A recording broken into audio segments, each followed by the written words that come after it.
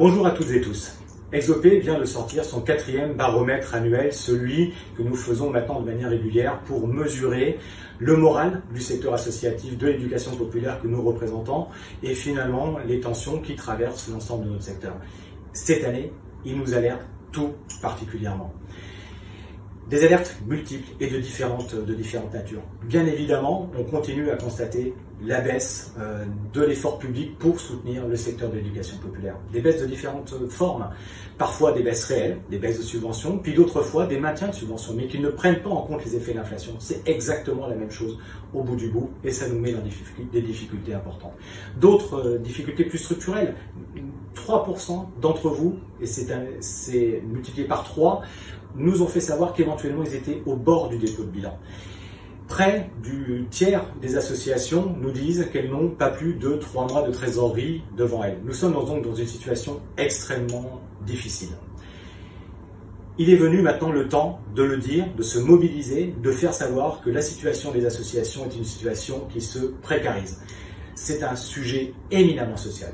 C'est un sujet évidemment économique pour l'économie de nos associations, c'est un sujet pour les emplois des associations que nous représentons et c'est aussi un sujet pour tous les habitants de tous les territoires puisque sans association, demain, il n'y aura plus les services que nous pouvons rendre d'accès aux loisirs, d'accès à la culture, de mode de garde pour les enfants, d'accès aux musées, d'accès au cinéma, etc., etc. Tout ce qui fait le sel du quotidien sur l'ensemble des territoires dans lesquels vous habitez.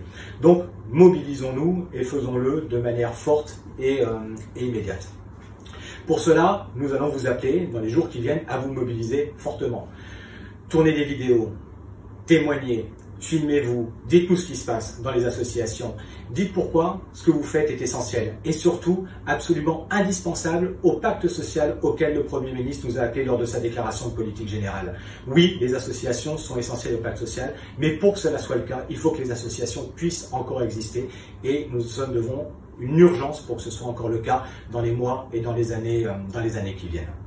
Nous avons besoin de votre aide, nous avons besoin que vous mobilisiez le plus pleinement possible pour que nous puissions rejoindre et aller dans le sens de ce qu'a initié la Fédération française des centres sociaux et socioculturels qui a appelé son réseau à se mobiliser.